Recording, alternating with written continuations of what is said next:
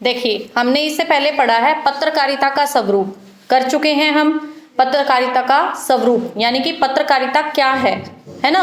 उसके बाद हमने किया था पत्रकारिता के प्रकार, अन्वेषी पत्रकारिता के बारे में मैंने आपको बताया था, आर्थिक पत्रकारिता के बारे में आपको बताया था कि अन्वेषी में क्या होता है, खोजी पत्रकारिता कि जो पत्रकार है वो क्या करता है, ऐसी ऐसी जगहों पर जाता है जहां पर बहुत खतरा होता है, लेकिन वो अपने आत्मसम्मान को रखते हुए और अपने जो उसका मान है उसको रखते हुए भी फिर भी वह ऐसी ऐसी जगहों पर जाता है जहां पर खतरा होता है और ऐसी पत्रकारिता का वहां पर अपना प्रदर्शन करता है और हम तक एक जानकारी को पहुंचाता है। उसके बाद आर्थिक पत्रकारिता के बारे में हमने पढ़ा, ग्रामीण पत्रकारिता ये मैं आपको बता चुकी हूँ, खेल पत्रकारिता, रेडियो पत्रकारिता, अंतरिक्ष और दूरदर्शन पत्रकारिता और कार्टून पत्रकारिता। नेक्स्ट जो पिछला जो हमारा लेक्चर हुआ था उसमें ये सब मैं करवा चुकी हूँ। नेक्स्ट आता है हिंदी पत्रकारिता का उद्भव एवं विकास, कि उसका उद्भव यानी कि पत्रकारिता का जन्म कैसे हुआ। क्या पत्रकारिता जब हम आज़ाद थे, आज़ादी से पूर्व भारतीय समाज में थी, यानी कि प्रिंट मीडिया और इलेक्ट्रॉनिक मीडिया, क्या छपी जाती थी, क्या उनका प्रकाशन होता था, क्या उनका संपादन किया जाता था, क्या कौन कौन से कारण थे जिसके कारण वो नहीं छप पाई थी, या कि जो छपती थी उनको प्रतिबंधित कर दिया जाता था। बहुत सारे ऐसे कारण थे जिसके कारण के पत्रकारिता उस समय इतनी सफल नहीं हो पाई, क्योंकि देखिए आज़ादी से पूर्व क्या था हमारे भारत में, क्या था आप बताइए। ईस्ट इंडिया कंपनी थी, अंग्रेजों का प्रशासन था, अंग्रेजों के अत्याचार भी थे, कहीं कहीं बहुत सारी अच्छी बातों को भी उन्होंने बढ़ाया है, बहुत सारी ऐसी जो कुरीतियाँ भारतीय समाज में अंधविश्वास था वो कहीं ना कहीं उन्होंने मिटाया, जैसे सती प्रथा है ना। सती प्रथा हम देखते हैं ये भी भारतीय समाज में एक ऐसी जीवंत समस्या थी जिसमें एक, चाहे वो लड़की 5 साल की हो चाहे 8 साल की हो, उसको पति की मृत्यु, चाहे उसको सांप काट गया पति, अब उसकी क्या गलती है, उसको उसके साथ बांध के लकड़ियों के साथ उसको जला दिया जाता था, उसके मुंह में मतलब जो भी। तो ऐसी ऐसी समस्याओं को जब पत्रकारिता के माध्यम से दिखाया जाता था तो कहीं ना कहीं उसके खिलाफ आवाज़ उठी थी और ऐसी समस्याओं को ख़त्म कर दिया गया था। लेकिन उस समय क्या था कि अंग्रेजों का जो अत्याचार था भारतीयों पर बढ़ता जा रहा था, ठीक है। तो जो भी संपादक थे, प्रकाशक थे, जो भी पत्रकार थे, ऐसी समस्याओं को उन नवयुवकों के सामने कि उनमें आक्रामकता बढ़ाई जाए, उनमें स्वतंत्रता के लिए एक भाव कि हमें लड़ना है, हमें स्वतंत्र होना है, तो उनमें जोश पैदा करने के लिए जो है पत्रकारिता का सहारा लिया गया। तो समाचार की यात्रा है इसमें। हिंदी का प्रथम समाचार पत्र कौन सा है, आप एमए के विद्यार्थी हैं, आपसे पूछा जा सकता है कि हिंदी का प्रथम समाचार पत्र कौन सा है। तो पहला था उदंत मार्तंड, जो कि किसके द्वारा संपादित था बताइए। नहीं, इसके जो संपादक थे युगल किशोर, और यह सन 1826 में प्रकाशित किया गया था, ठीक है, 1826 में। लेकिन मेरे सामने एक प्रश्न आया था जब मैं कॉम्पिटिटिव एग्जाम दे रही थी, तो मतलब मैं आपको ये भी बताना चाहूँगी, जब प्रश्न पढ़े ना शुरू से लेकर अंत तक जरूर पढ़ें। मतलब जगह जगह पर मैंने यही पढ़ा था कि उदंत मार्तंड का प्रकाशन कब हुआ, लेकिन क्वेश्चन में था प्रकाशन कब बंद हो गया, तो वो था 1827। 4 ऑप्शन थे, 1826, 27, 28, 29। मैंने बिना देखे बिना पढ़े आधा क्वेश्चन और 1826 पे टिक कर दिया, लेकिन जब मैंने टिक कर दिया उसके बाद वो चीज़ें सामने आती हैं। तो ये छोटी छोटी बारीकियां हैं, ध्यान रखिए, आप एमए के स्टूडेंट हैं। तो उसके बाद सबसे पहले हम इसका करेंगे उद्भव, और जैसे कि हमने हिंदी साहित्य का इतिहास पढ़ा है उसको हमने 4 कालों में विभाजित किया है। पहला है आदिकाल, उसका भी समय सीमा है ना। फिर आदिकाल के बाद क्या आता है भक्ति काल, उसके बाद रीतिकाल, फिर आधुनिक काल। चारों को डिवाइड किया। आदिकाल की समय सीमा क्या है 1050 से 1375, फिर भक्ति काल की 1375 से 1700, फिर 1700 से 1900 रीतिकाल की। रीतिकाल भी आपको क्लियर है, रीति का अनुसरण किया गया। उसके बाद आता है आधुनिक काल। आधुनिक काल को 1900 से लेकर के अब तक, मीन टू से दैट आज तक, उसमें समकालीन कवि जो आज समय में है, लेकिन आधुनिक काल को भी सन 1900 के बाद, आप देखिए 1900 के बाद 1947 में हमारा भारत आज़ाद हुआ ईस्ट इंडिया कंपनी से, आजाद हुआ ना। लेकिन क्या 1900 से लेकर 1947 तक साहित्य नहीं रचा गया?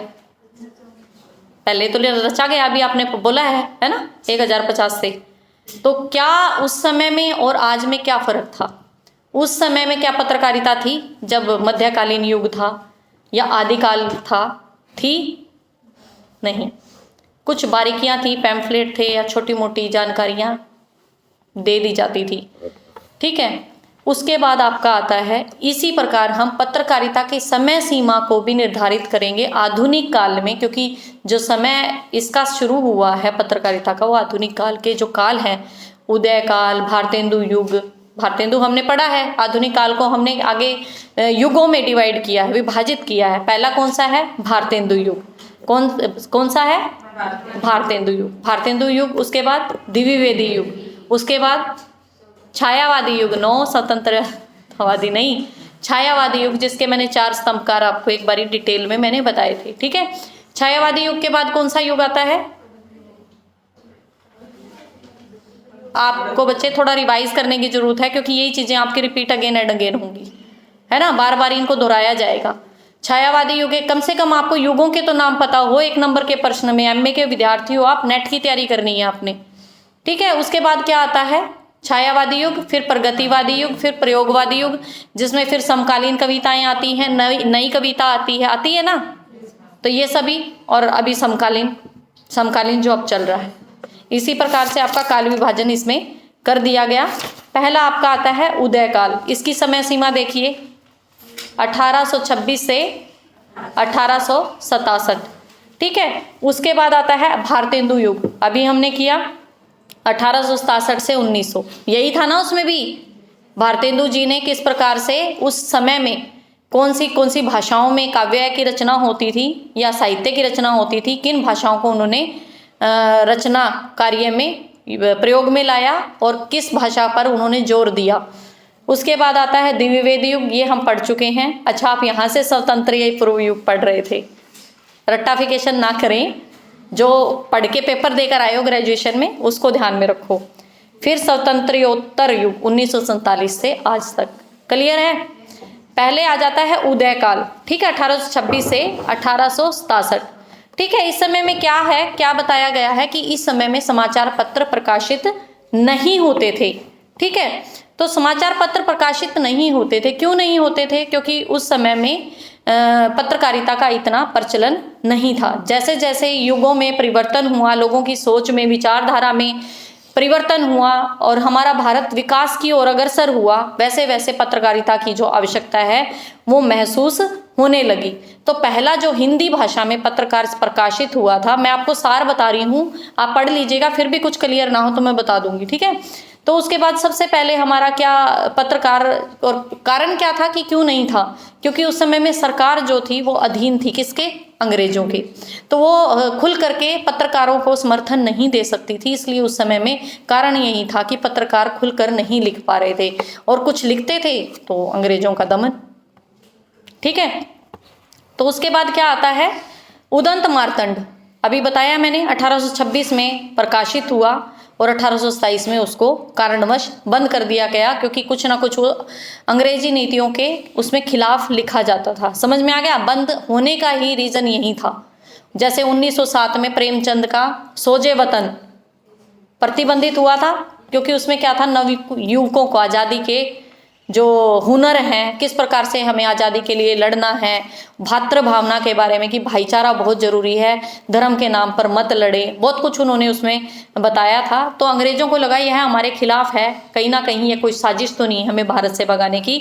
तो ऐसे ऐसे समाचार पत्र, पत्रिकाएं जो मासिक छपती थी, उनको प्रतिबंधित उस समय में कर दिया जाता था। इसलिए पत्रकार जो उदय युग में धीरे धीरे उसका उदय हुआ, जैसे सूर्य उदित होता है।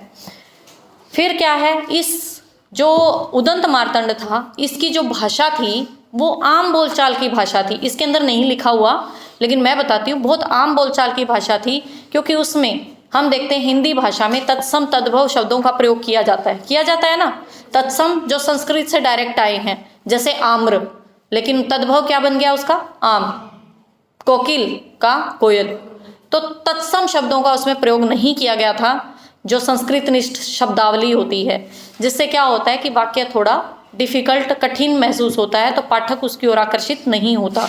लेकिन उदंत मार्तंड सफल हो रहा था, परंतु फिर भी उसका प्रकाशन बंद कर दिया गया सन 1827 में। ठीक है, फिर उसके बाद आप देखिए 1854 ईस्वी में बंगला और हिंदी में समाचार सुधार वर्षण, ठीक है, यहाँ सुधा वर्षण आएगा, ये गलत लिखा है इसमें थोड़ा सा, तो ये कलकत्ता से निकाला गया था। ये आपके 1 नंबर के नेट के प्रश्नों में आएगा। ठीक है, यहाँ पर कलकत्ता से इसको निकाला गया, लेकिन इसको प्रतिबंधित क्यों किया गया? देखिए इसमें क्या था, जातीय अभिमान से परिपूर्ण होने के कारण। देखिए अंग्रेजों ने कई पत्र ऐसे भी बंद किए जिनमें धर्म को बढ़ा चढ़ाकर या धर्म के नाम पर लोगों को एक दूसरे से लड़वाना, बहुत सारे ऐसे समाचार पत्र नहीं, पत्रिकाएं ऐसे छप रही थी जिसमें धर्म के नाम पर मतभेद थे, तो अंग्रेजों ने उसको प्रतिबंधित कर दिया, क्योंकि जातीयता के आधार पर उसका प्रकाशन होता था। समझ में आ गया? क्लियर है इतना? उसके बाद आता है 1857 में कौन सी क्रांति हुई थी? कौन शहीद हुए थे हमारे भारत से? मंगल पांडे, नाम सुना होगा। 1857 की क्रांति, फिल्म भी आई थी ना। तो इसमें क्या है, भारतीय भाषाओं के समाचार जो पत्र थे वो क्या लगता था कि अंग्रेजों को कि हमारे शासन के विरोधी हैं, हमारे खिलाफ इसमें छपता है ताकि भारतीयों को हमारे खिलाफ किया जाए। तो कहीं ना कहीं कई पत्रकार ऐसे थे जो अंग्रेजों की आंख में रड़कने लग गए थे। ऐसे पत्रकार जिनको अपनी जान से भी हाथ धोना पड़ा। क्यों? वो सच लिखते थे, जो भी समाज में घटित होता था या अंग्रेजों के द्वारा जो भी अत्याचार किए जा रहे थे उसको वो अपनी पत्रिकाओं में छापते थे। लेकिन उसके बाद उनको अपनी जान जोखिम में डाल करके वो ऐसा कार्य, जैसे अन्वेषी पत्रकारिता का मैंने बताया, तो उसके बाद क्या है, एक अजी मुल्ला खां थे, उन्होंने भी अपनी एक समाचार पत्र था जो कि प्यामे आज़ादी के नाम से प्रकाशित हुआ। प्यामे आज़ादी, इसको अंडरलाइन कर लीजिएगा। तो इसमें क्या था, राष्ट्र प्रेम के आधार पर यह प्रकाशित किया गया। प्यामे आज़ादी, अजी मुल्ला खां, राष्ट्र प्रेम था, भारत का प्रेम था, भारतीयों के लिए था, भारतीयों को आज़ादी के लिए प्रेरित किया गया था, किस प्रकार से हमें अपना हक के लिए लड़ना है उसके लिए उसमें आवाज़ उठाई गई थी। अंग्रेजों को लगा यह हमारे खिलाफ है, तो अजी मुल्ला खां को अपनी जान से हाथ धोना पड़ा। देखिए ऐसे बड़े बड़े देशभक्त हमारे भारत में हुए हैं कि मरकर अपना नाम अमर कर गए।